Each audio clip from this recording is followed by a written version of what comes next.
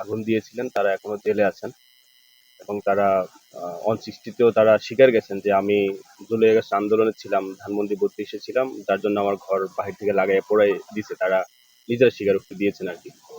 এখন বাস্তবিকভাবে তো আমার পরিবার সবাই এই ঘরটার ভিতরে ছিলেন, 2টা পরিবার ছিলেন।